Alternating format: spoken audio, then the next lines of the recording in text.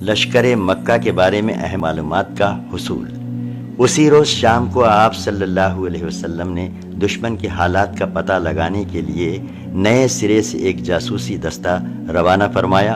اس کارروائی کے لیے مہاجرین کے 3 قائد علی بن ابی طالب، زبیر بن عوام اور سعد بن ابی وقاص رضی اللہ عنہم صحابہ کرام کی ایک جماعت کے ہمراہ روانہ ہوئے۔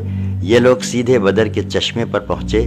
وہاں 2 غلام مکی لشکر کے لیے پانی بھر رہے تھے۔ انہیں گرفتار کر لیا اور رسول اللہ صلی اللہ علیہ وسلم کی خدمت میں حاضر کیا۔ اس وقت آپ نماز پڑھ رہے تھے۔ صحابہ نے ان دونوں سے حالات دریافت کیے۔ انہوں نے کہا کہ ہم قریش کے سقے ہیں، انہوں نے ہمیں پانی بھرنے کے لیے بھیجا ہے۔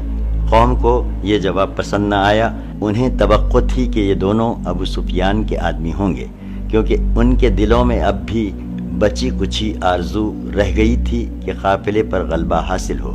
چنانچہ صحابہ نے ان دونوں کی ذرا سخت پٹائی کر دی اور انہوں نے مجبور ہو کر کہہ دیا کہ ہاں، ہم ابو سفیان کے آدمی ہیں۔ اس کے بعد مارنے والوں نے ہاتھ روک لیا۔ رسول اللہ صلی اللہ علیہ وسلم نماز سے فارغ ہوئے تو بطور عتاب فرمایا، جب ان دونوں نے صحیح بات بتائی تو آپ لوگوں نے پٹائی کر دی، اور جب جھوٹ کہا تو چھوڑ دیا۔ خدا کی قسم، ان دونوں نے صحیح کہا تھا کہ یہ قریش کے آدمی ہیں۔ اس کے بعد آپ نے ان دونوں غلاموں سے فرمایا، اچھا، اب مجھے قریش کے متعلق بتاؤ۔ انہوں نے کہا، یہ ٹیلا جو وادی کے آخری دہانے پر دکھائی دے رہا ہے، قریش اسی کے پیچھے ہیں۔ آپ صلی اللہ علیہ وسلم نے دریافت فرمایا، لوگ کتنے ہیں؟ انہوں نے کہا، بہت ہیں۔ آپ نے پوچھا، تعداد کتنی ہے؟ انہوں نے کہا، ہمیں معلوم نہیں۔ آپ صلی اللہ علیہ وسلم نے فرمایا، روزانہ کتنے اونٹ ذبح کرتے ہیں؟ انہوں نے کہا، ایک دن 9 اور ایک دن 10۔ آپ صلی اللہ علیہ وسلم نے فرمایا، تب تو لوگوں کی تعداد 900 اور 1000 کے درمیان ہے۔ پھر آپ صلی اللہ علیہ وسلم نے پوچھا، ان کے اندر معززین قریش میں سے کون کون ہیں؟ انہوں نے کہا، ربیعہ کے دونوں صاحبزادے عتبہ اور شیبہ، اور ابو البختری بن ہشام، حکیم بن حزام، نوفل بن قویلد، حارث بن عامر، طعیمہ بن عدی، نضر بن حارث، زمعہ بن اسود، ابو جہل بن ہشام، امیہ بن خلف، اور مزید کچھ لوگوں کے نام گنوائے۔ رسول اللہ صلی اللہ علیہ وسلم نے صحابہ کی طرف متوجہ ہو کر فرمایا، مکہ نے اپنے جگر کے ٹکڑوں کو تمہارے پاس لا کر ڈال دیا ہے۔ باران رحمت کا نزول۔ اللہ عز و جل نے اسی رات ایک بارش نازل فرمائی جو مشرکین پر موسلا دھار برسی اور ان کی پیش قدمی میں رکاوٹ بن گئی، لیکن مسلمانوں پر پھوار بن کر برسی اور انہیں پاک کر دیا۔ شیطان کی گندگی دور کر دی اور زمین کو ہموار کر دیا۔ اس کی وجہ سے ریت میں سختی آ گئی اور قدم ٹکنے کے لائق ہو گئے، قیام خوشگوار ہو گیا اور دل مضبوط ہو گئے۔ اہم فوجی مراکز کی طرف اسلامی لشکر کی سبقت۔ اس کے بعد رسول اللہ صلی اللہ علیہ وسلم نے اپنے لشکر کو حرکت دی تاکہ مشرکین سے پہلے بدر کے چشمے پر پہنچ جائیں۔ اس پر مشرکین کو مسلط نہ ہونے دیں۔ چنانچہ عشاء کے وقت آپ صلی اللہ علیہ وسلم نے بدر کے قریب ترین چشمے پر نزول فرمایا۔ اس موقع پر حضرت حباب بن منذر رضی اللہ عنہ نے ایک ماہر فوجی کی حیثیت سے دریافت کیا کہ یا رسول اللہ صلی اللہ علیہ وسلم، کیا اس مقام پر آپ اللہ کے حکم سے نازل ہوئے ہیں کہ ہمارے لیے اس سے آگے پیچھے ہٹنے کی گنجائش نہیں، یا آپ صلی اللہ علیہ وسلم نے اسے محض ایک جنگی حکمت عملی کے طور پر اختیار فرمایا ہے؟ آپ صلی اللہ علیہ وسلم نے فرمایا، یہ محض جنگی حکمت عملی کے طور پر ہے۔ انہوں نے کہا، یہ مناسب جگہ نہیں ہے۔ آپ صلی اللہ علیہ وسلم آگے تشریف لے چلیں اور قریش کے سب سے قریب جو چشمہ ہو اس پر پڑاؤ ڈالیں، پھر ہم بقیہ چشمے پاٹ دیں گے اور اپنے چشمے پر حوض بنا کر پانی بھر لیں گے۔ اس کے بعد ہم قریش سے جنگ کریں گے تو ہم پانی پیتے رہیں گے اور انہیں پانی نہ ملے گا۔ رسول اللہ صلی اللہ علیہ وسلم نے فرمایا، تم نے بہت ٹھیک مشورہ دیا۔ اس کے بعد آپ صلی اللہ علیہ وسلم لشکر سمیت اٹھے اور آدھی رات گئے، دشمن کے سب سے قریب ترین چشمے پر پہنچ کر پڑاؤ ڈال دیا۔ پھر صحابہ رضی اللہ عنہم نے حوض بنایا اور باقی تمام چشموں کو بند کر دیا۔ مرکز قیادت۔ صحابہ کرام رضی اللہ عنہم چشمے پر پڑاؤ ڈال چکے، تو حضرت سعد بن معاذ رضی اللہ عنہ نے یہ تجویز پیش کی کہ کیوں نہ مسلمان آپ کے لیے ایک مرکز قیادت تعمیر کر دیں، تاکہ خدا نخواستہ فتح کی بجائے شکست سے دوچار ہونا پڑ جائے یا کسی اور ہنگامی حالت سے سابقہ پیش آ جائے تو اس کے لیے ہم پہلے ہی سے مستعد رہیں۔ چنانچہ انہوں نے عرض کیا، اے اللہ کے نبی صلی اللہ علیہ وسلم، کیوں نہ ہم آپ صلی اللہ علیہ وسلم کے لیے ایک چھپر تعمیر کر دیں جس میں آپ صلی اللہ علیہ وسلم تشریف رکھیں گے اور ہم آپ صلی اللہ علیہ وسلم کے پاس آپ صلی اللہ علیہ وسلم کی سواریاں بھی مہیا رکھیں گے، اس کے بعد اپنے دشمن سے ٹکر لیں گے۔ اگر اللہ نے ہمیں عزت بخشی اور دشمن پر غلبہ عطا فرمایا تو یہ وہ چیز ہوگی جو ہمیں پسند ہے، اور اگر دوسری صورت پیش آ گئی تو آپ صلی اللہ علیہ وسلم سوار ہو کر ہماری قوم کے ان لوگوں کے پاس جا رہیں گے جو پیچھے رہ گئے ہیں۔ در حقیقت آپ کے پیچھے اے اللہ کے نبی صلی اللہ علیہ وسلم ایسے لوگ رہ گئے ہیں کہ ہم آپ کی محبت میں ان سے بڑھ کر نہیں۔ اگر انہیں یہ اندازہ ہوتا کہ آپ صلی اللہ علیہ وسلم جنگ سے دوچار ہوں گے تو وہ ہرگز پیچھے نہ رہتے۔ اللہ ان کے ذریعے آپ صلی اللہ علیہ وسلم کی حفاظت فرمائے گا۔ وہ آپ صلی اللہ علیہ وسلم کے خیر خواہ ہوں گے اور آپ کے ہمراہ جہاد کریں گے۔ اس پر رسول اللہ صلی اللہ علیہ وسلم نے ان کی تعریف فرمائی اور ان کے لیے دعائے خیر کی، اور مسلمانوں نے میدان جنگ کے شمال مشرق میں ایک اونچے ٹیلے پر چھپر بنایا جہاں سے پورا میدان جنگ دکھائی پڑتا تھا۔ پھر آپ کے اس مرکز قیادت کی نگرانی کے لیے حضرت سعد بن معاذ رضی اللہ عنہ کی کمان میں انصاری نوجوانوں کا ایک دستہ منتخب کر دیا گیا۔ لشکر کی ترتیب اور شب گزاری۔ اس کے بعد رسول اللہ صلی اللہ علیہ وسلم نے لشکر کی ترتیب فرمائی اور میدان جنگ میں تشریف لے گئے۔ وہاں آپ صلی اللہ علیہ وسلم اپنے ہاتھ سے اشارہ فرماتے جا رہے تھے کہ یہ کل فلاں کی قتل گاہ ہے انشاءاللہ، اور یہ کل فلاں کی قتل گاہ ہے انشاءاللہ۔ اس کے بعد رسول اللہ صلی اللہ علیہ وسلم نے وہیں ایک درخت کی جڑ کے پاس رات گزاری، اور مسلمانوں نے بھی پرسکون نفس اور تابناک افق کے ساتھ رات گزاری۔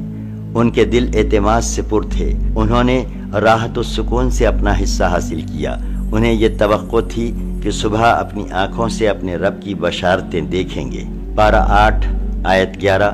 جب اللہ تم پر اپنی طرف سے امن و بے خوفی کے طور پر نیند طاری کر رہا تھا اور تم پر آسمان سے پانی برسا رہا تھا تاکہ تمہیں اس کے ذریعے پاک کر دے اور تم سے شیطان کی گندگی دور کر دے اور تمہارے دل مضبوط کر دے اور تمہارے قدم جما دے۔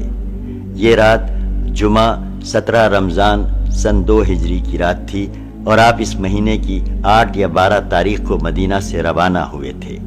میدان جنگ میں مکی لشکر کی آمد اور ان کا باہمی اختلاف۔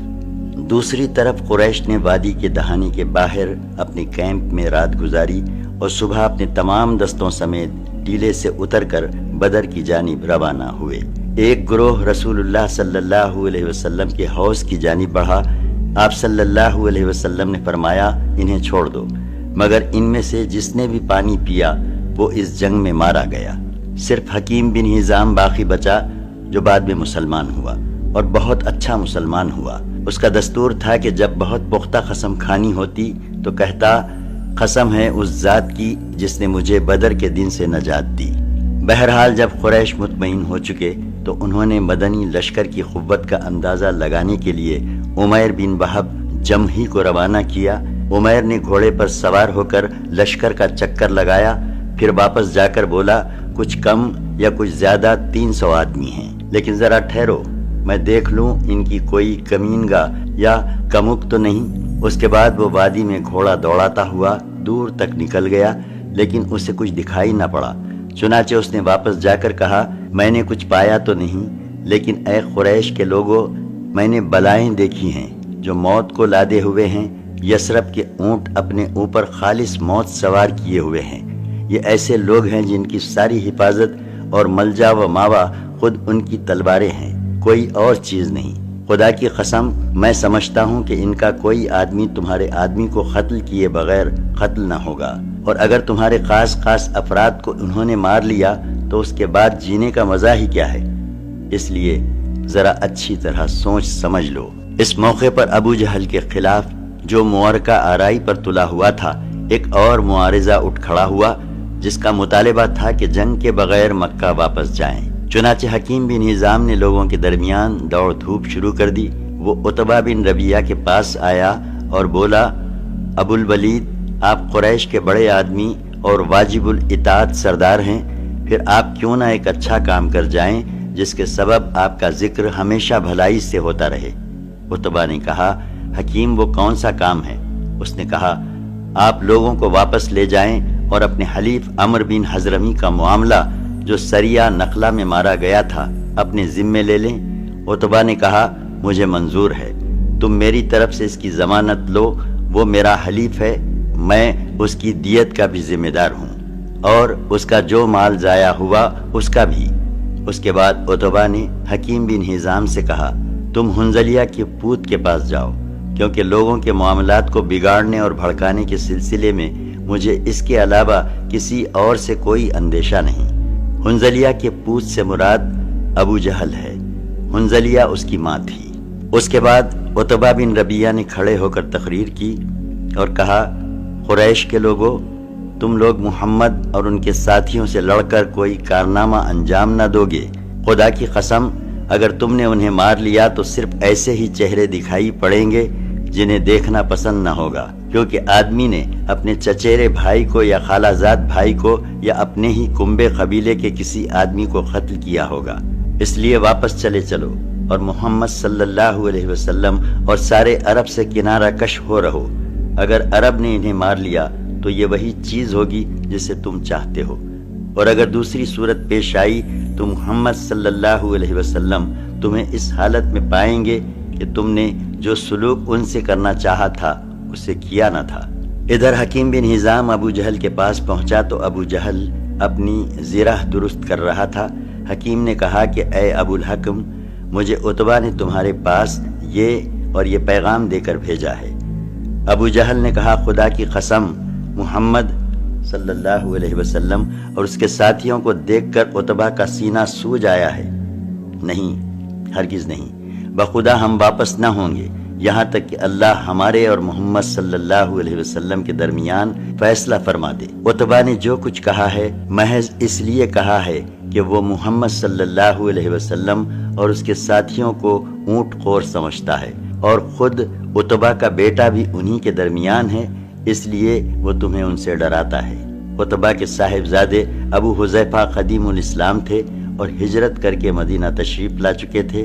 عتبہ کو جب پتہ چلا کہ ابو جہل کہتا ہے خدا کی قسم عتبہ کا سینہ سوج آیا ہے، تو بولا، اس چوتڑ سے پاؤں نکالنے والے کو یا چوتڑ پر خوشبو لگانے والے کو بہت جلد معلوم ہو جائے گا کہ کس کا سینہ سوج آیا ہے، میرا یا اس کا۔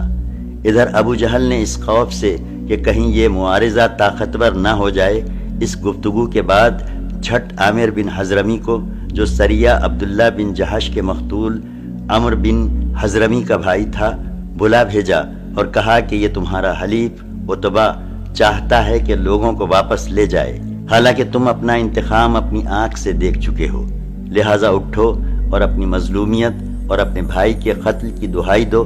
اس پر عامر اٹھا اور اپنا چوتڑ کھول کر چیخا، واہ امرا، واہ امرا، ہائے امر، ہائے امر۔ اس پر قوم گرم ہو گئی، ان کا معاملہ سنگین اور ان کا ارادہ جنگ پختہ ہو گیا۔ عتبہ نے جس سوجھ بوجھ کی دعوت دی تھی وہ رائے گاں گئی، اس طرح ہوش پر جوش غالب آ گیا اور یہ معارضہ بھی بے نتیجہ رہا۔ دونوں لشکر آمنے سامنے۔ بہرحال جب مشرکین کا لشکر نمودار ہوا اور دونوں فوج ایک دوسرے کو دکھائی پڑنے لگیں تو رسول اللہ صلی اللہ علیہ وسلم نے فرمایا، اے اللہ، یہ قریش ہیں جو اپنے پورے غرور و تکبر کے ساتھ تیری مخالفت کرتے ہوئے اور تیرے رسول کو جھٹلاتے ہوئے آ گئے ہیں۔ اے اللہ، تیری مدد جس کا تو نے وعدہ کیا ہے، اے اللہ، آج انہیں اینٹ کر رکھ دے۔ نیز رسول اللہ صلی اللہ علیہ وسلم نے عتبہ بن ربیعہ کو اس کے ایک سرخ اونٹ پر دیکھ کر فرمایا، اگر قوم میں سے کسی کے پاس خیر ہے تو سرخ اونٹ والے کے پاس ہے، اگر لوگوں نے اس کی بات مان لی تو صحیح راہ پائیں گے۔ اس موقع پر رسول اللہ صلی اللہ علیہ وسلم نے مسلمانوں کی صفیں درست فرمائیں صف کی درستگی کے دوران ایک عجیب واقعہ پیش آیا۔ آپ صلی اللہ علیہ وسلم کے ہاتھ میں ایک تیر تھا جس کے ذریعے آپ صف سیدھی فرما رہے تھے کہ سواد بن غزیہ کے پیٹ پر جو سب سے کچھ آگے نکلے ہوئے تھے، تیر کا دباؤ ڈالتے ہوئے فرمایا، سواد برابر ہو جاؤ۔ سواد نے کہا، اے اللہ کے رسول صلی اللہ علیہ وسلم، آپ نے مجھے تکلیف پہنچا دی، بدلہ دیجئے۔ آپ صلی اللہ علیہ وسلم نے اپنا پیٹ کھول دیا اور فرمایا، بدلہ لے لو۔ سواد آپ صلی اللہ علیہ وسلم سے چمٹ گئے اور آپ صلی اللہ علیہ وسلم کے پیٹ کا بوسہ لینے لگے۔ آپ صلی اللہ علیہ وسلم نے فرمایا، سواد، اس حرکت پر تمہیں کس بات نے آمادہ کیا؟ انہوں نے کہا، اے اللہ کے رسول صلی اللہ علیہ وسلم، جو کچھ درپیش ہے آپ صلی اللہ علیہ وسلم دیکھ ہی رہے ہیں۔ میں نے چاہا کہ ایسے موقع پر آپ صلی اللہ علیہ وسلم سے آخری سابقہ یہ ہو کہ میری جلد آپ صلی اللہ علیہ وسلم کی جلد سے چھو جائے۔ اس پر رسول اللہ صلی اللہ علیہ وسلم نے ان کے لیے دعائے خیر فرمائی۔ پھر جب صفیں درست کی جا چکیں تو آپ صلی اللہ علیہ وسلم نے لشکر کو ہدایت فرمائی کہ جب تک اسے آپ کے آخری احکام موصول نہ ہو جائیں جنگ شروع نہ کرے۔ اس کے بعد طریقہ جنگ کے بارے میں ایک خصوصی رہنمائی فرماتے ہوئے ارشاد فرمایا کہ جب مشرکین جم گھٹ کر کے تمہارے قریب آ جائیں تو ان پر تیر چلانا اور اپنے تیر بچانے کی کوشش کرنا، یعنی پہلے ہی سے فضول تیر اندازی کر کے تیروں کو ضائع نہ کرنا، اور جب تک وہ تم پر چھا نہ جائیں تلوار نہ کھینچنا۔ اس کے بعد خاص آپ صلی اللہ علیہ وسلم اور ابو بکر رضی اللہ عنہ چھپر کی طرف واپس گئے اور حضرت سعد بن معاذ رضی اللہ عنہ اپنا نگران دستہ لے کر چھپر کے دروازے پر تعینات ہو گئے۔ دوسری طرف مشرکین کی صورتحال یہ تھی کہ ابو جہل نے اللہ سے فیصلے کی دعا کی۔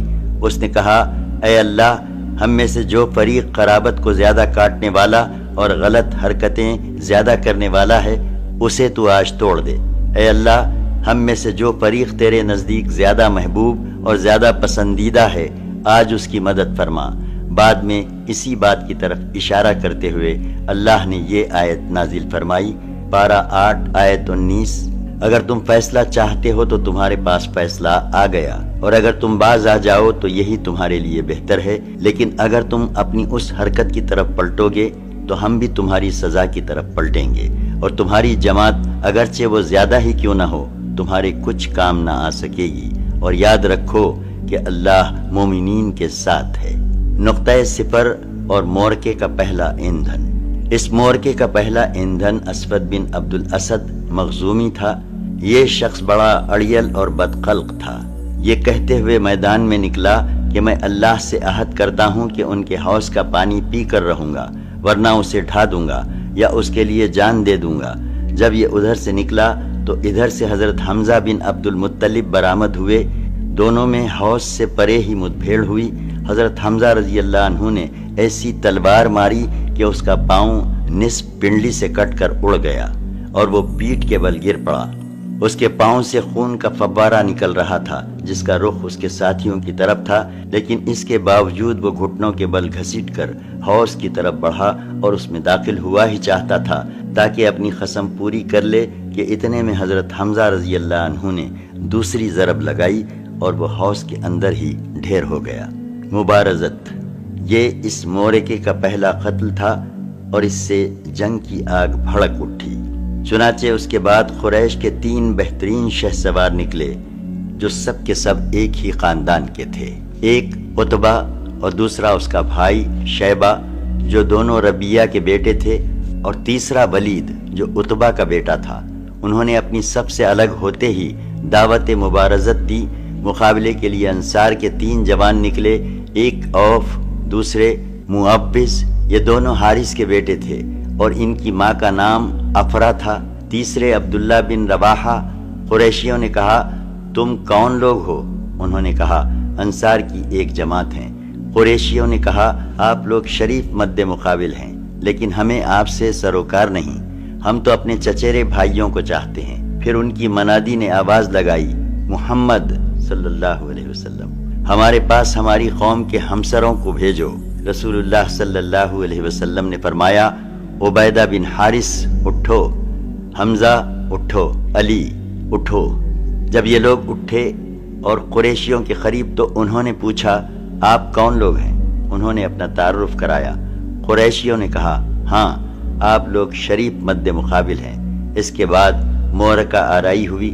حضرت عبیدہ رضی اللہ عنہ نے جو سب سے معمر تھے عتبہ بن ربیعہ سے مقابلہ کیا۔ حضرت حمزہ رضی اللہ عنہ نے شیبہ سے اور حضرت علی نے ولیث سے۔ حضرت حمزہ رضی اللہ عنہ اور حضرت علی رضی اللہ عنہ نے تو اپنے اپنے مقابل کو جھٹ مار لیا، لیکن حضرت عبیدہ رضی اللہ عنہ اور ان کے مد مقابل کے درمیان ایک وار کا تبادلہ ہوا اور دونوں میں سے ہر ایک نے دوسرے کو گہرا زخم لگایا۔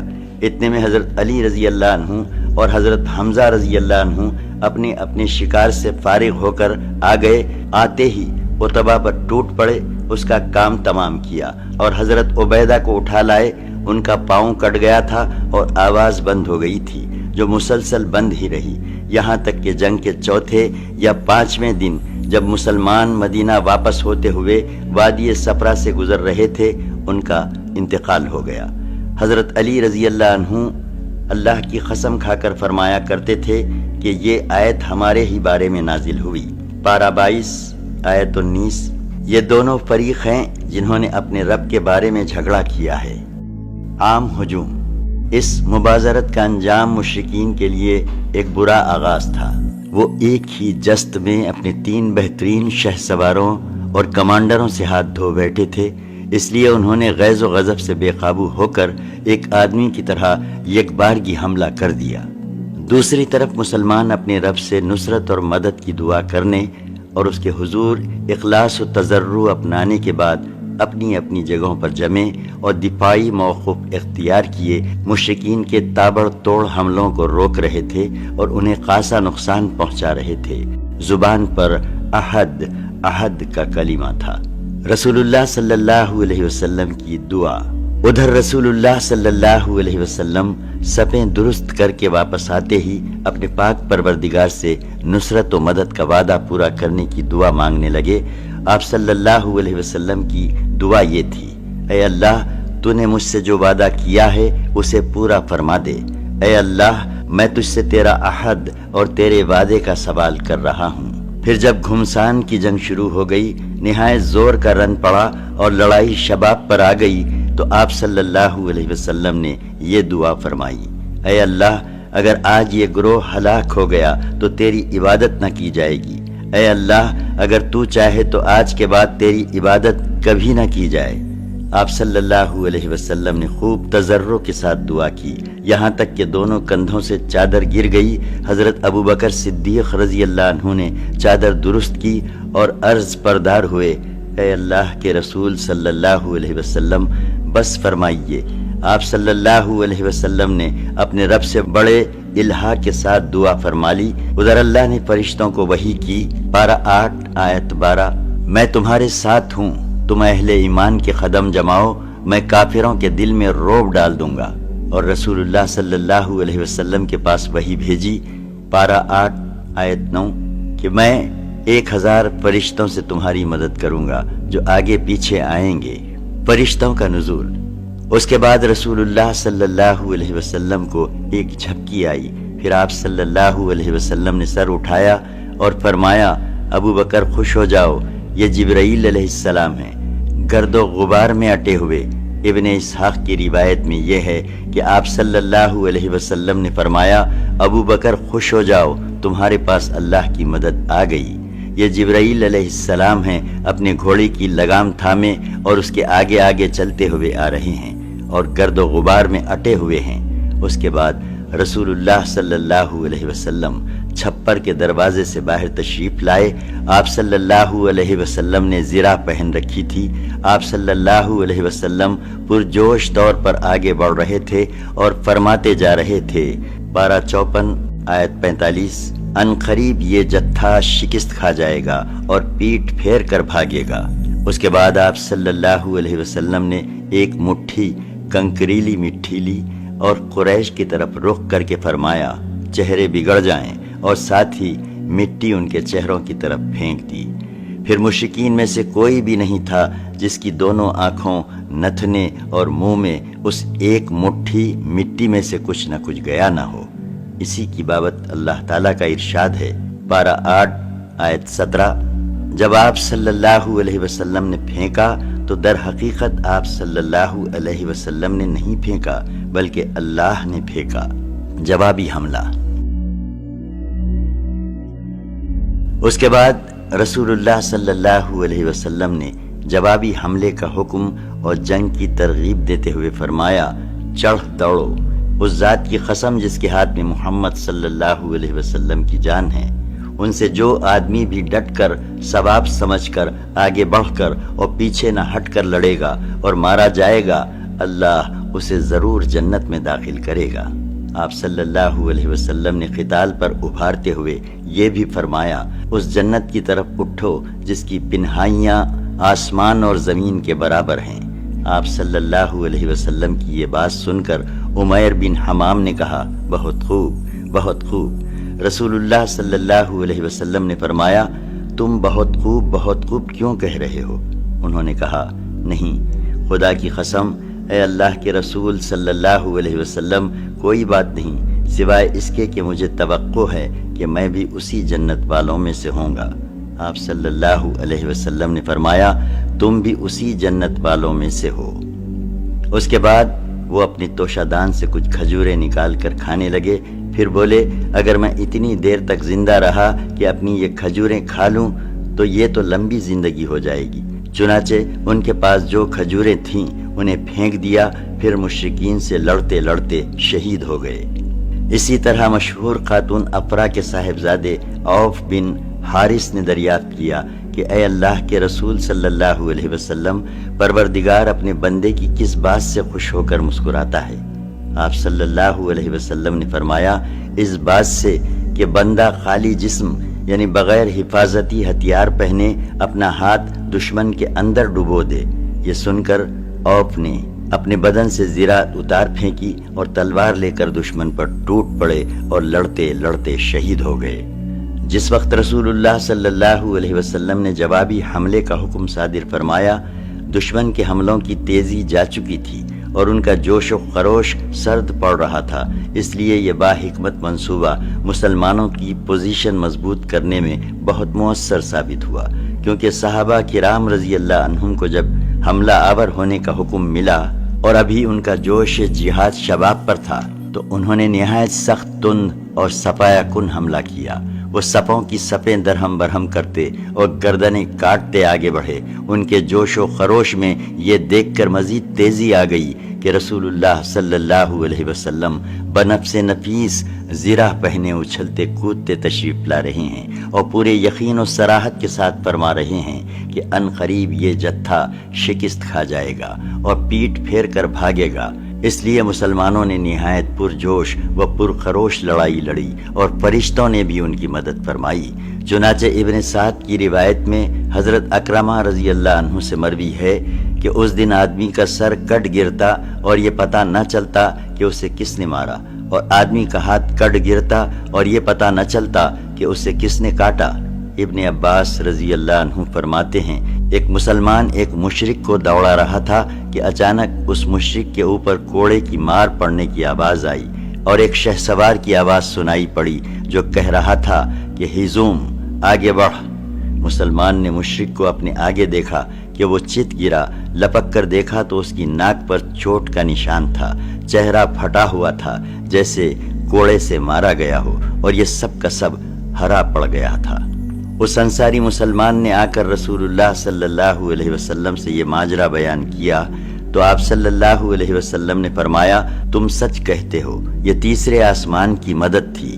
ابو داؤد مازانی کہتے ہیں کہ میں ایک مشرک کو مارنے کے لیے دوڑ رہا تھا کہ اچانک اس کا سر میری تلوار پہنچنے سے پہلے ہی کٹ کر گر گیا۔ میں سمجھ گیا کہ اسے میرے بجائے کسی اور نے قتل کیا ہے۔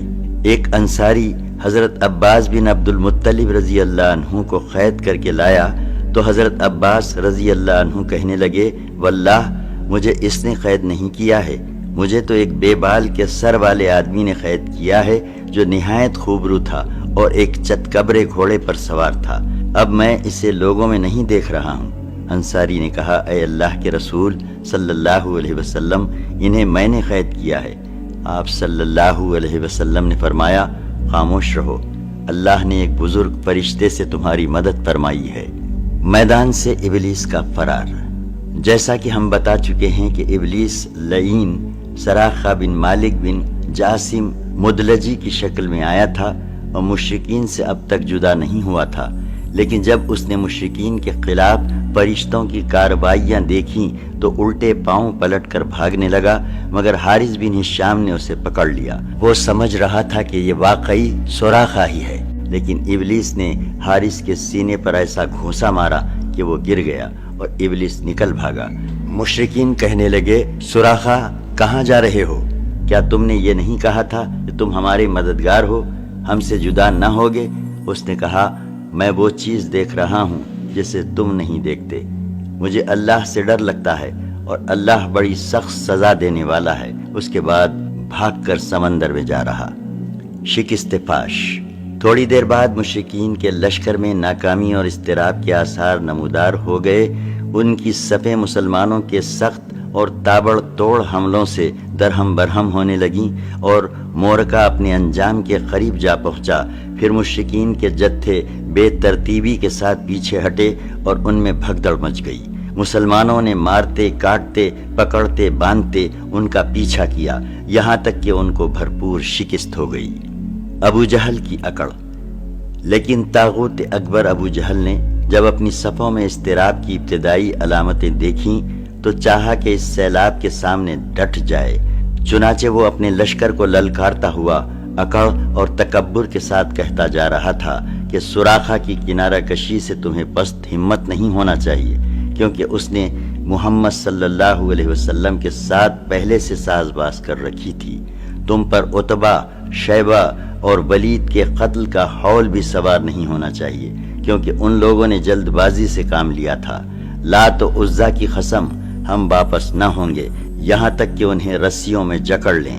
دیکھو، تمہارا کوئی آدمی ان کے کسی آدمی کو قتل نہ کرے، بلکہ انہیں پکڑو اور گرفتار کرو تاکہ ہم ان کی بری حرکت کا انہیں مزہ چکھائیں۔ لیکن اسے اس غرور کی حقیقت کا بہت جلد پتہ لگ گیا، کیونکہ چند ہی لمحوں بعد مسلمانوں کے جوابی حملے کی تندی کے سامنے مشرکین کی صفیں پھٹنا شروع ہو گئیں۔ البتہ ابو جہل اب بھی اپنے گرد مشرکین کا ایک غول لیے جمع ہوا تھا۔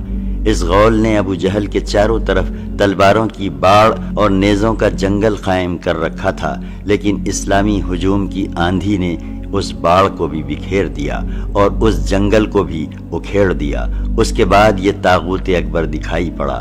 مسلمانوں نے دیکھا کہ وہ ایک گھوڑے پر چکر کاٹ رہا ہے، ادھر اس کی موت دو انصاری جوانوں کے ہاتھوں اس کا خون چوسنے کی منتظر تھی۔ ابو جہل کا قتل۔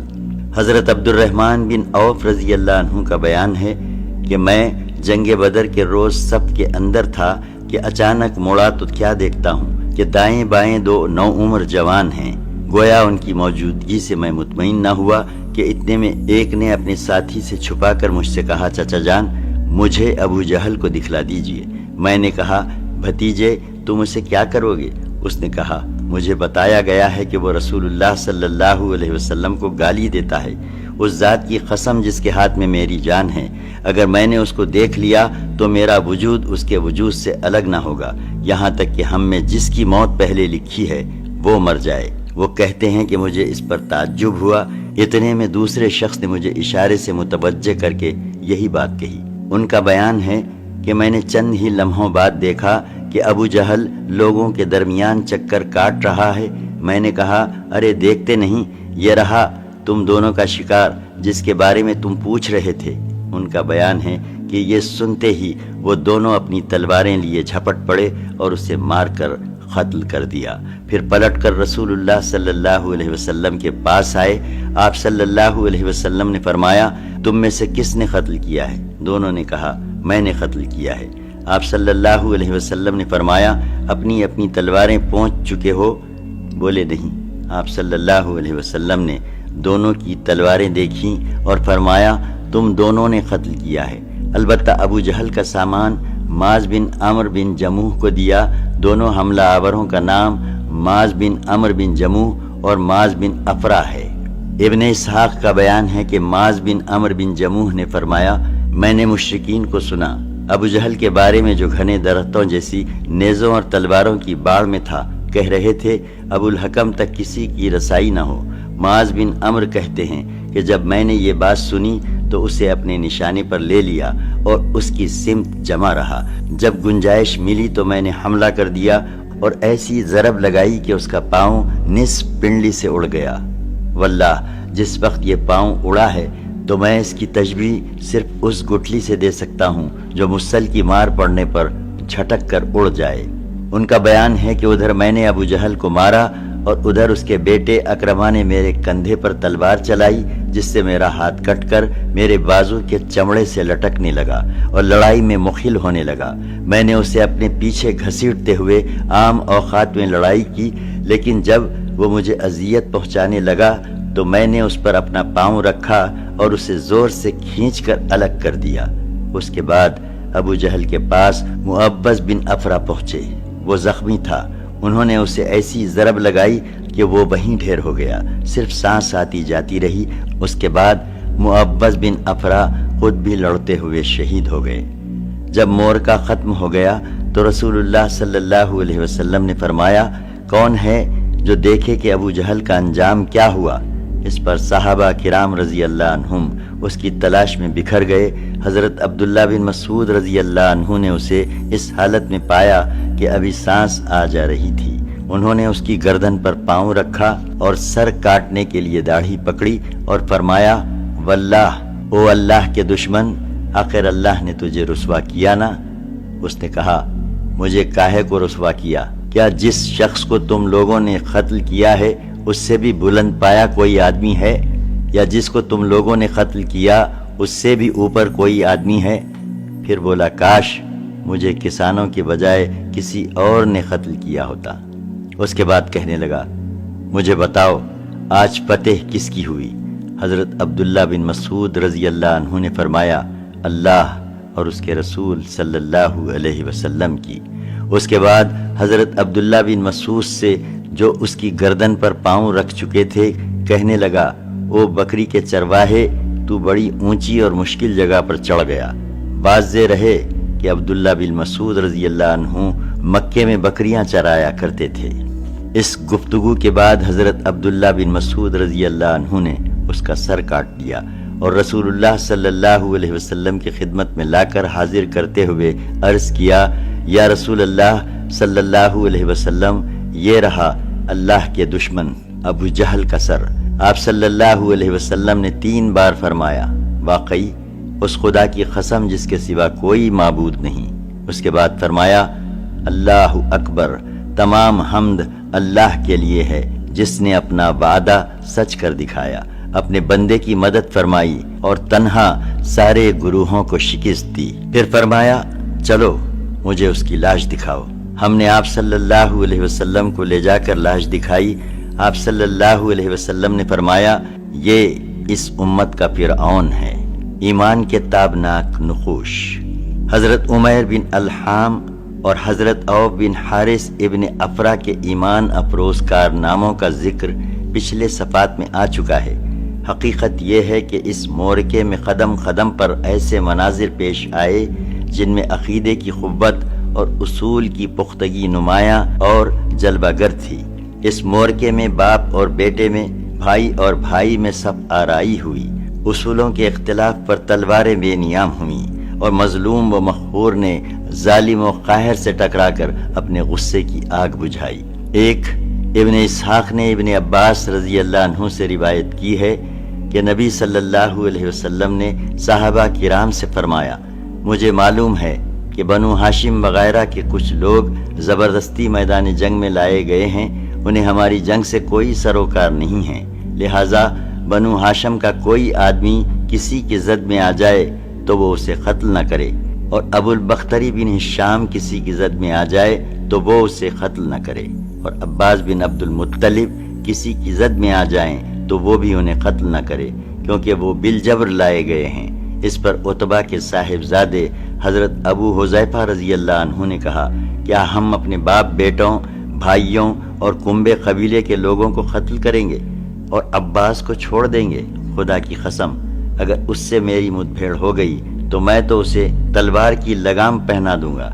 یہ خبر رسول اللہ صلی اللہ علیہ وسلم کو پہنچی تو آپ صلی اللہ علیہ وسلم نے عمر بن خطاب رضی اللہ عنہ سے فرمایا، کیا رسول اللہ صلی اللہ علیہ وسلم کے چچا کے چہرے پر تلوار ماری جائے گی؟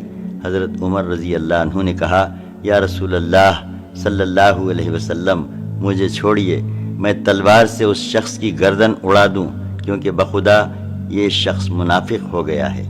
بعد میں ابو حذیفہ رضی اللہ عنہ کہا کرتے تھے، اس دن میں نے جو بات کہہ دی تھی اس کی وجہ سے میں مطمئن نہیں ہوں، برابر خوف لگا رہتا ہے، صرف یہی صورت ہے کہ میری شہادت اس کا کفارہ بن جائے، اور بالآخر وہ یمامہ کی جنگ میں شہید ہو ہی گئے۔ 2. ابو البختری کو قتل کرنے سے اس لیے منع کیا گیا تھا کہ مکے میں یہ شخص سب سے زیادہ رسول اللہ صلی اللہ علیہ وسلم کی ایذا رسانی سے اپنا ہاتھ روکے ہوئے تھا۔ آپ کو کسی قسم کی تکلیف نہ پہنچاتا تھا اور نہ اس کی طرف سے کوئی ناگوار بات سننے میں آتی تھی، اور یہ ان لوگوں میں سے تھا جنہوں نے بنی ہاشم اور بنی مطلب کے بائیکاٹ کا صحیفہ چاک کیا تھا، لیکن ان سب کے باوجود ابو البختری قتل کر دیا گیا۔ ہوا یہ کہ حضرت مجزر بن زیاد بلوی سے رضی اللہ عنہ سے اس کی مدبھیڑ ہو گئی، اس کے ساتھ اس کا ایک اور ساتھی بھی تھا، دونوں ساتھ ساتھ لڑ رہے تھے۔ حضرت مجزر رضی اللہ عنہ نے کہا، ابو البختری، رسول اللہ صلی اللہ علیہ وسلم نے ہمیں آپ کو قتل کرنے سے منع کیا ہے۔ اس نے کہا، اور میرا ساتھی؟ حضرت مجزر رضی اللہ عنہ نے کہا، نہیں، بخدا ہم آپ کے ساتھی کو نہیں چھوڑ سکتے۔ اس نے کہا، خدا کی قسم، تب میں اور وہ دونوں مریں گے۔ اس کے بعد دونوں نے لڑائی شروع کر دی۔ مجزر رضی اللہ عنہ نے مجبوراً اسے بھی قتل کر دیا۔ 3.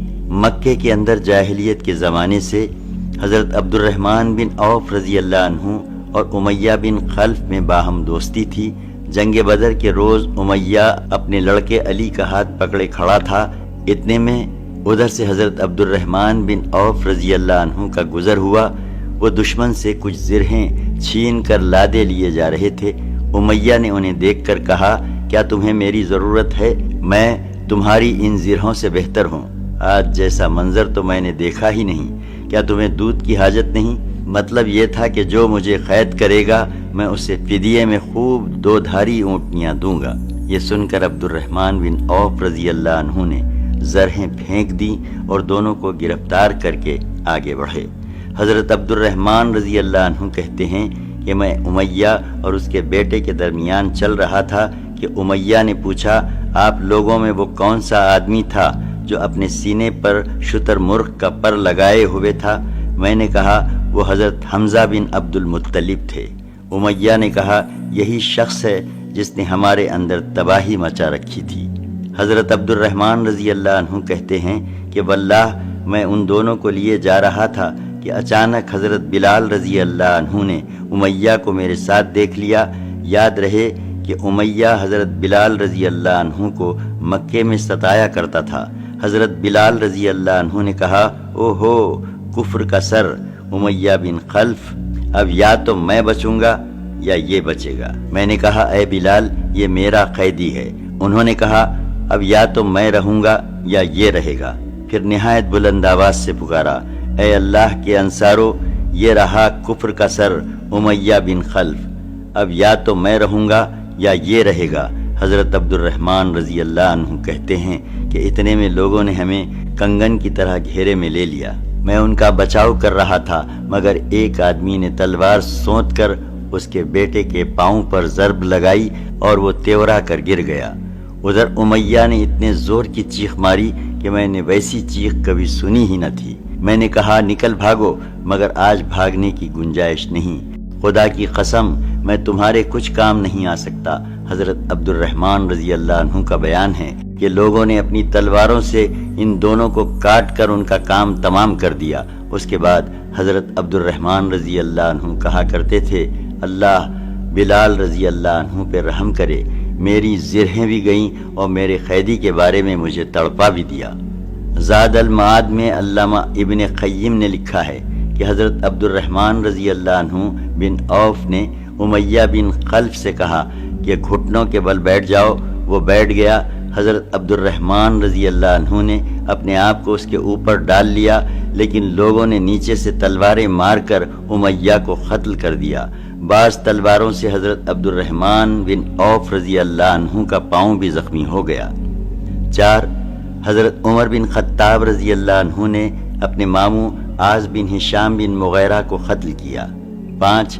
حضرت ابو بکر صدیق رضی اللہ عنہ نے اپنے بیٹے عبد الرحمن کو، جو اس وقت مشرکین کے ہمراہ تھے، پکار کر کہا، او خبیث، میرا مال کہاں ہے؟ عبد الرحمن نے کہا، ہتھیار، تیز رو گھوڑے اور اس تلوار کے سوا کچھ باقی نہیں، جو بڑھاپے کی گمراہی کا خاتمہ کرتی ہے۔ 6.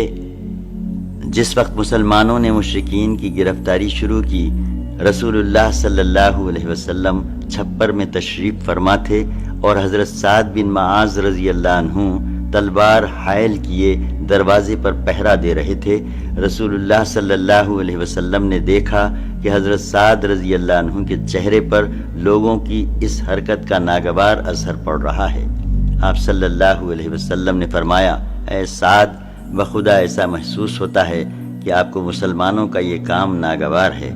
انہوں نے کہا، جی ہاں، خدا کی قسم، اے اللہ کے رسول صلی اللہ علیہ وسلم، یہ اہل شرک کے ساتھ پہلا معرکہ ہے جس کا موقع اللہ نے ہمیں فراہم کیا ہے، اس لیے اہل شرک کو باقی چھوڑنے کی بجائے مجھے یہ بات زیادہ پسند ہے کہ انہیں خوب قتل کیا جائے اور اچھی طرح کچل دیا جائے۔ 7. اس جنگ میں حضرت عکاشہ بن محسن اسدی رضی اللہ عنہ کی تلوار ٹوٹ گئی۔ وہ رسول اللہ صلی اللہ علیہ وسلم کی خدمت میں حاضر ہوئے۔ آپ صلی اللہ علیہ وسلم نے انہیں لکڑی کا ایک پٹھا تھما دیا اور فرمایا، عکاشہ، اسی سے لڑائی کرو۔ عکاشہ رضی اللہ عنہ نے اسے رسول اللہ صلی اللہ علیہ وسلم سے لے کر ہلایا تو وہ ایک لمبی، مضبوط اور چھم چھم کرتی ہوئی سفید تلوار میں تبدیل ہو گیا۔ پھر انہوں نے اسی سے لڑائی کی، یہاں تک کہ اللہ نے مسلمانوں کو فتح نصیب فرمائی۔ اس تلوار کا نام عون یعنی مدد رکھا گیا تھا۔ یہ تلوار مستقلاً حضرت عکاشہ رضی اللہ عنہ کے پاس رہی اور وہ اسی کو لڑائیوں میں استعمال کرتے رہے، یہاں تک کہ دور صدیقی میں مرتدین کے خلاف جنگ کرتے ہوئے شہید ہو گئے۔ اس وقت بھی یہ تلوار ان کے پاس ہی تھی۔ 8. خاتمہ جنگ کے بعد حضرت مصعب بن عمیر ابدری رضی اللہ عنہ اپنے بھائی ابو عزیز بن عمیر ابدری کے پاس سے گزرے۔ ابو عزیز نے مسلمانوں کے خلاف جنگ لڑی تھی اور اس وقت ایک انصاری صحابی اس کا ہاتھ باندھ رہے تھے۔ حضرت مصعب رضی اللہ عنہ نے اس انصاری سے کہا، اس شخص کے ذریعے اپنے ہاتھ مضبوط کرنا، اس کی ماں بڑی مالدار ہے، وہ غالباً تمہیں اچھا فدیہ دے گی۔ اس پر ابو عزیز نے اپنے بھائی مصعب رضی اللہ عنہ سے کہا، کیا میرے بارے میں تمہاری یہی وصیت ہے؟ حضرت مصعب رضی اللہ عنہ نے فرمایا، ہاں، تمہارے بجائے یہ انصاری میرا بھائی ہے۔ 9. جب مشرکین کی لاشوں کو کنویں میں ڈالنے کا حکم دیا گیا اور عتبہ بن ربیعہ کو کنویں کی طرف گھسیٹ کر لے جایا جانے لگا تو رسول اللہ صلی اللہ علیہ وسلم نے اس کے صاحبزادے ابو حذیفہ رضی اللہ عنہ کے چہرے پر نظر ڈالی، دیکھا تو غمزدہ تھے، چہرہ بدلا ہوا تھا۔ آپ صلی اللہ علیہ وسلم نے فرمایا، ابو حذیفہ، غالباً اپنے والد کے سلسلے میں تمہارے دل کے اندر کچھ احساسات ہیں۔ انہوں نے کہا، نہیں واللہ یا رسول اللہ، میرے اندر اپنے باپ کے بارے میں اور ان کے قتل کے بارے میں ذرا بھی لرزش نہیں، البتہ میں اپنے باپ کے متعلق جانتا تھا کہ ان میں سوجھ بوجھ ہے، دور اندیشی اور فضل و کمال ہے، اس لیے میں آس لگائے بیٹھا تھا کہ یہ خوبیاں انہیں اسلام تک پہنچا دیں گی، لیکن اب ان کا انجام دیکھ کر اور اپنی توقع کے خلاف کفر پر ان کا خاتمہ دیکھ کر مجھے افسوس ہے۔ اس پر رسول اللہ صلی اللہ علیہ وسلم نے حضرت ابو حذیفہ رضی اللہ عنہ کے حق میں دعائے خیر فرمائی اور ان سے بھلی بات کہی۔ فریقین کے مقتولین۔ یہ معرکہ مشرکین کی شکست فاش اور مسلمانوں کی فتح مبین پر ختم ہوا اور اس میں 14 مسلمان شہید ہوئے، 6 مہاجرین میں سے اور 8 انصار میں سے، لیکن مشرکین کو بھاری نقصان اٹھانا پڑا۔ ان کے 70 آدمی مارے گئے اور 70 قید کیے گئے، اور عموماً قائد، سردار اور بڑے بڑے سربراہبردہ حضرات تھے۔ خاتمہ جنگ کے بعد رسول اللہ صلی اللہ علیہ وسلم نے مقتولین کے پاس کھڑے ہو کر فرمایا، تم لوگ اپنے نبی کے لیے کتنا برا کنبہ اور قبیلہ تھے، تم نے مجھے جھٹلایا جبکہ اوروں نے میری تصدیق کی، تم نے مجھے بے یار و مددگار چھوڑا جبکہ اوروں نے میری تائید کی، تم نے مجھے نکالا جبکہ اوروں نے مجھے پناہ دی۔ اس کے بعد آپ صلی اللہ علیہ وسلم نے حکم دیا اور انہیں گھسیٹ کر بدر کے ایک کنویں میں ڈال دیا گیا۔ حضرت ابو طلحہ رضی اللہ عنہ سے روایت ہے کہ نبی کریم صلی اللہ علیہ وسلم کے حکم سے بدر کے روز قریش کے 24 بڑے بڑے سرداروں کی لاشیں بدر کے ایک گندے خبیث کنویں میں پھینک دی گئیں۔ آپ کا دستور تھا کہ آپ جب کسی قوم پر فتح یاب ہوتے تو 3 دن میدان جنگ میں قیام فرماتے۔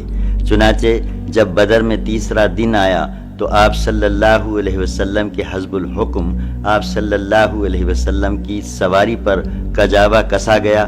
اس کے بعد آپ صلی اللہ علیہ وسلم پیدل چلے اور پیچھے پیچھے صحابہ کرام رضی اللہ عنہم بھی چلے، یہاں تک کہ آپ صلی اللہ علیہ وسلم کنویں کی بار پر کھڑے ہو گئے۔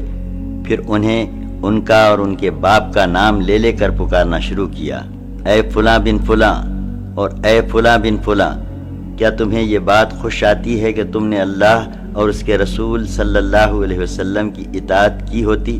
کیونکہ ہم سے ہمارے رب نے جو وعدہ کیا تھا اسے ہم نے برحق پایا۔ تو کیا تم سے تمہارے رب نے جو وعدہ کیا تھا اسے تم نے برحق پایا؟ حضرت عمر رضی اللہ عنہ نے عرض کی، یا رسول اللہ صلی اللہ علیہ وسلم، آپ ایسے جسموں سے کیا باتیں کر رہے ہیں جن میں روح ہی نہیں؟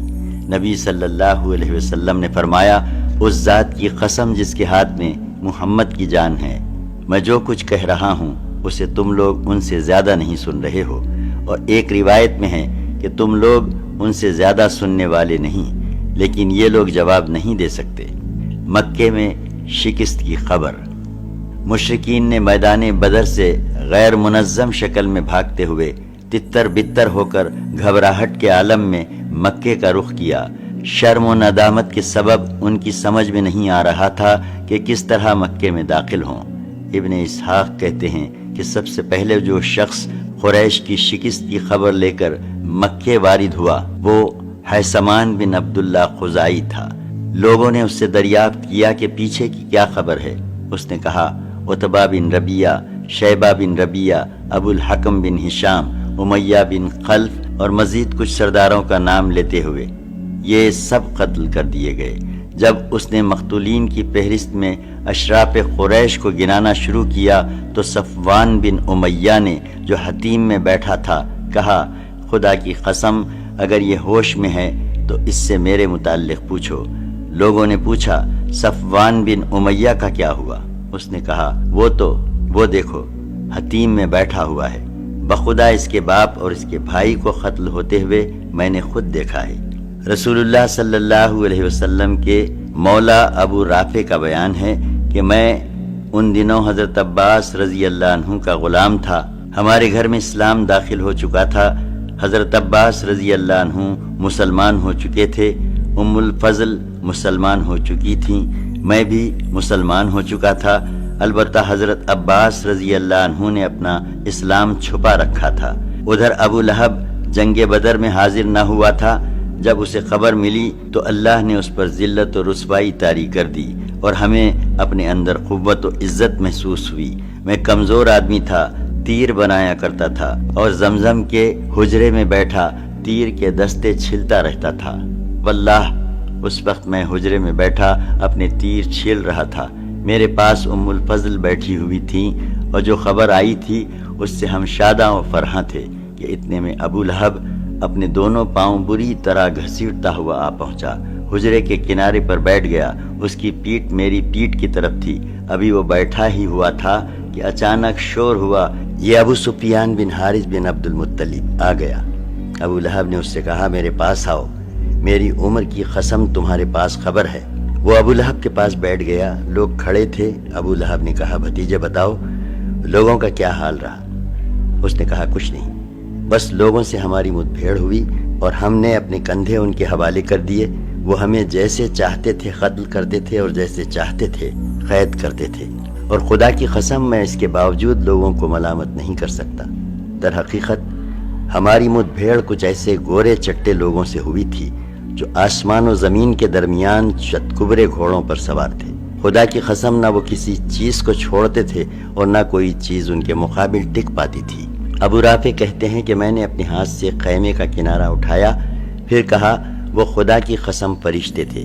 یہ سن کر ابو لہب نے اپنا ہاتھ اٹھایا اور میرے چہرے پر زوردار تھپڑ رسید کیا۔ میں اس سے لڑ پڑا، لیکن اس نے مجھے اٹھا کر زمین پر پٹک دیا، پھر میرے اوپر گھٹنے کے بل بیٹھ کر مجھے مارنے لگا۔ میں کمزور جو ٹھہرا، لیکن اتنے میں ام الفضل نے اٹھ کر خیمے کا ایک کھمبا لیا اور اسے ایسی مار ماری کہ سر میں بری طرح چوٹ آ گئی، اور ساتھ ہی بولی اس کا مالک نہیں ہے اس لیے اسے کمزور سمجھ رکھا ہے۔ ابو لہب رسوا ہو کر اٹھا اور چلا گیا۔ اس کے بعد خدا کی قسم صرف 7 رات گزری تھی کہ اللہ نے اسے عدسہ یعنی ایک قسم کے طاعون کی مار ماری اور اس کا خاتمہ کر دیا۔ عدسہ کو عرب منحوس سمجھتے تھے، چنانچہ مرنے کے بعد اس کے بیٹوں نے بھی اسے یوں ہی چھوڑ دیا اور وہ 3 روز تک بے گور و کفن پڑا رہا۔ کوئی اس کے قریب نہ جاتا تھا اور نہ اس کی تدفین کی کوشش کرتا تھا۔ جب اس کے بیٹوں کو خطرہ محسوس ہوا کہ اس طرح چھوڑنے پر لوگ انہیں ملامت کریں گے، تو وہ ایک گڑھا کھود کر اسی میں لکڑی سے اس کی لاش ڈھکیل دی اور دور ہی سے پتھر پھینک پھینک کر چھپا دی۔ غرض اس طرح مکے کو میدان بدر کی شکست پاش کی خبر ملی اور ان کی طبیعت پر اس کا نہایت برا اثر پڑا، حتیٰ کہ انہوں نے مقتولین پر نوحہ کرنے کی ممانعت کر دی تاکہ مسلمانوں کو شماتت کا موقع نہ ملے۔ اس سلسلے کا ایک دلچسپ واقعہ یہ ہے کہ جنگ بدر میں اسود بن عبد المطلب کے 3 بیٹے مارے گئے، اس لیے وہ ان پر رونا چاہتا تھا۔ وہ اندھا آدمی تھا۔ ایک رات اس نے ایک نوحہ کرنے والی عورت کی آواز سنی، جھٹ اپنے غلام کو بھیجا اور کہا ذرا دیکھو کیا نوحہ کرنے کی اجازت مل گئی ہے؟ کیا قریش اپنے مقتولین پر رو رہے ہیں تاکہ میں بھی اپنے بیٹے ابو حکیمہ پر روؤں، کیونکہ میرا سینہ جل رہا ہے۔ غلام نے واپس آ کر بتایا کہ یہ عورت تو اپنے ایک گمشدہ اونٹ پر رو رہی ہے۔ اسود یہ سن کر اپنے آپ پر قابو نہ پا سکا اور بے اختیار کہہ پڑا کیا وہ اس بات پر روتی ہے کہ اس کا اونٹ غائب ہو گیا اور اس پر بے خوابی نے اس کی نیند حرام کر رکھی ہے؟ تو اونٹ پر نہ رو بلکہ بدر پر رو جہاں قسمتیں پھوٹ گئیں۔ ہاں بدر پر رو جہاں بنی مسیس، بنی مخزوم اور ابو الولید کے قبیلے کے سربراوردہ افراد ہیں۔ اگر رونا ہی ہے تو عقیل پر رو، حارث پر رو جو شیروں کا شیر تھا، تو ان لوگوں پر رو اور سب کا نام لے، اور ابو حکیمہ کا تو کوئی ہمسر ہی نہ تھا۔ دیکھو ان کے بعد ایسے ایسے لوگ سردار ہو گئے کہ اگر بدر کا دن نہ ہوتا تو وہ سردار نہ ہو سکتے تھے۔ مدینے میں فتح کی خوشخبری۔ ادھر مسلمانوں کی فتح مکمل ہو چکی تو رسول اللہ صلی اللہ علیہ وسلم نے اہل مدینہ کو جلد از جلد خوشخبری دینے کے لیے 2 قاصد روانہ فرمائے۔ ایک حضرت عبداللہ بن رواحہ رضی اللہ عنہ جنہیں اوالی یعنی بالائی مدینہ کے باشندوں کے پاس بھیجا گیا تھا، اور دوسرے حضرت زید بن حارثہ رضی اللہ عنہ جنہیں زیری مدینہ کے باشندوں کے پاس بھیجا گیا تھا۔ اس دوران یہود اور منافقین نے جھوٹے پروپیگنڈے کر کے مدینے میں ہلچل بپا کر رکھی تھی، یہاں تک کہ یہ بھی اڑا رکھا تھا کہ نبی صلی اللہ علیہ وسلم قتل کر دیے گئے ہیں۔ چنانچہ جب ایک منافق نے حضرت زید بن حارثہ رضی اللہ عنہ کو نبی صلی اللہ علیہ وسلم کی اونٹنی قصبہ پر سوار آتے دیکھا تو بول پڑا واقعی محمد صلی اللہ علیہ وسلم قتل کر دیے گئے ہیں، دیکھو یہ تو انہی کی اونٹنی ہے، ہم اسے پہچانتے ہیں، اور یہ زید بن حارثہ رضی اللہ عنہ شکست کھا کر بھاگا ہے اور اس قدر مروب ہے کہ اس کی سمجھ میں نہیں آتا کہ کیا کہے۔ بہرحال جب دونوں قاصد پہنچے تو مسلمانوں نے انہیں گھیر لیا اور ان سے تفصیلات سننے لگے، حتیٰ کہ انہیں یقین آ گیا کہ مسلمان فتح یاب ہوئے ہیں۔ اس کے بعد ہر طرف مسرت و شادمانی کی لہر دوڑ گئی اور مدینے کے در و بام تہلیل و تکبیر کے نعروں سے گونج اٹھے، اور جو سربراوردہ مسلمان مدینہ میں رہ گئے تھے وہ رسول اللہ صلی اللہ علیہ وسلم کو اس فتح مبین کی مبارکباد دینے کے لیے بدر کے راستے پر نکل پڑے۔ حضرت اسامہ بن زید رضی اللہ عنہ کا بیان ہے کہ ہمارے پاس اس وقت خبر پہنچی جب رسول اللہ صلی اللہ علیہ وسلم کی صاحبزادی حضرت رقیہ رضی اللہ عنہا کو، جو حضرت عثمان رضی اللہ عنہ کے عقد میں تھیں، دفن کر کے قبر پر مٹی برابر کر چکے تھے۔ ان کی تیمارداری کے لیے حضرت عثمان رضی اللہ عنہ کے ساتھ مجھے بھی رسول اللہ صلی اللہ علیہ وسلم نے مدینہ ہی میں چھوڑ دیا تھا۔ مال غنیمت کا مسئلہ۔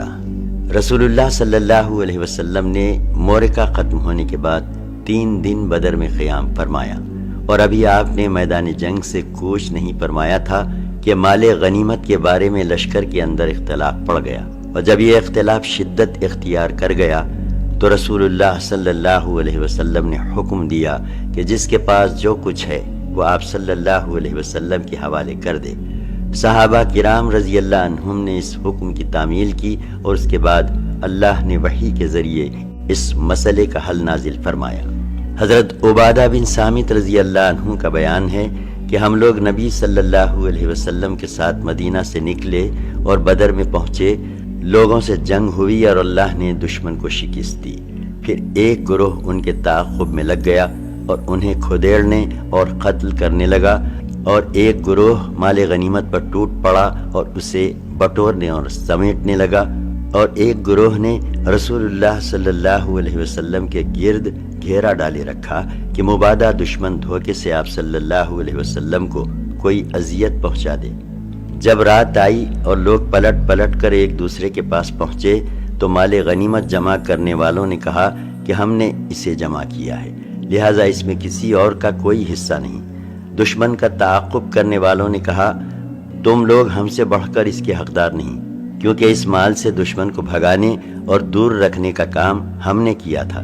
اور جو لوگ رسول اللہ صلی اللہ علیہ وسلم کی حفاظت فرما رہے تھے انہوں نے کہا ہمیں یہ خطرہ تھا کہ دشمن آپ صلی اللہ علیہ وسلم کو غفلت میں پا کر کوئی اذیت نہ پہنچا دے، اس لیے ہم آپ صلی اللہ علیہ وسلم کی حفاظت میں مشغول رہے۔ اس پر اللہ نے یہ آیت نازل فرمائی، پارہ 8 آیت 1۔ لوگ آپ سے مال غنیمت کے متعلق پوچھتے ہیں، کہہ دو غنیمت اللہ اور رسول صلی اللہ علیہ وسلم کے لیے ہے، بس اللہ سے ڈرو اور اپنے باہمی تعلقات کی اصلاح کر لو، اور اللہ اور اس کے رسول صلی اللہ علیہ وسلم کی اطاعت کرو اگر واقعی تم لوگ مومن ہو۔ اس کے بعد رسول اللہ صلی اللہ علیہ وسلم نے اس مال غنیمت کو مسلمانوں کے درمیان تقسیم فرما دیا۔